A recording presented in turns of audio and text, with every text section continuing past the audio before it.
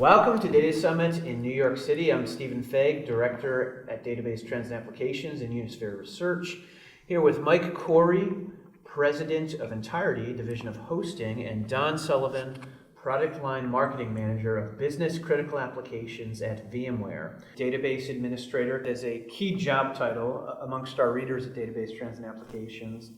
Do they have to do things any differently dealing with a virtualized environment? So, what's really interesting is one of the questions I always make a point in my presentation that I do in Monster VMs and things is I say the installation guide. It's the same installation guide whether you virtualize or you're on physical hardware, because your database doesn't know it's virtualized.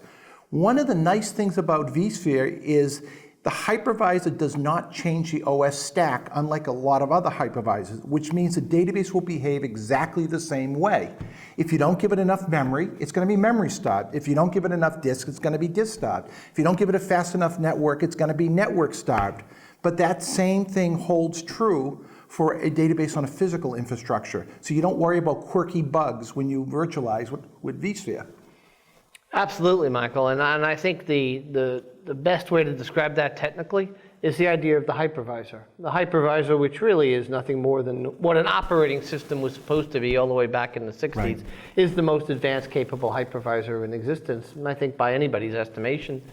ESX or ESXi now, the hypervisor, is what's referred to as a Type 1 non-para-virtualized hypervisor, which means it runs on the bare metal, and as you just said, it makes no changes to the kernel of any operating system, which means that vSphere, which is the platform that sits on top of that, creates a 100% abstraction layer between the operating system and the hardware. So therefore, whether it's a political perspective, a physical perspective, anything you're doing in terms of generating metrics, the exact same issues as you just described exist on a non-virtualized platform. It's all about arithmetic, right sizing as we call it. Giving the right resources under the right circumstances to the right system allows you to perform in under the most onerous types of circumstances in ways that we really couldn't numbers of years ago. So it really was the case that, say, 5 or 6 years ago, if you got beyond eight virtual CPUs or 8 processors, you might have some significant overhead. That just doesn't exist anymore now. So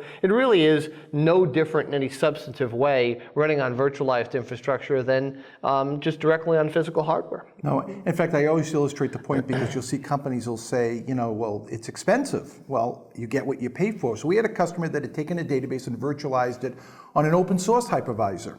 And an interesting thing happened. We were moving the database for them, and the restore didn't work.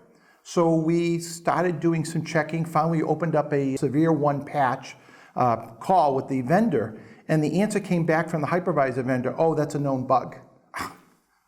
If you can't restore a database, that's as bad as it gets.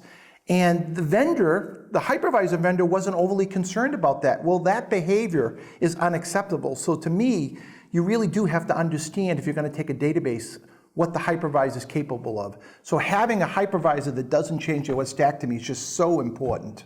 So not all hypervisors are created equal. Absolutely.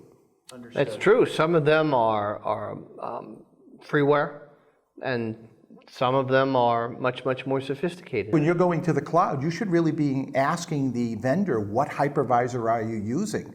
Because freeware sounds awful good to a vendor who wants to offer you a cheap price, but you don't want to find out one day that database didn't perform the way you thought it should because the hypervisor, frankly, had a problem. And it makes sense in a lot of different ways to consider the idea of a non-para-virtualized hypervisor because, again, as Michael said before, there are no changes made to the operating system kernel, whereas many freeware hypervisors are running on a operating system underneath, the DOM0 concept or the Windows concept, in which there are changes made to the operating system. So strangely enough, even though you hear a lot of the FUD that Michael was talking about before in regards to Oracle support, it certainly is technically the case that in a freeware hypervisor, you have an operating system that is changed, and therefore the certification of that operating system to the database management system may be in question.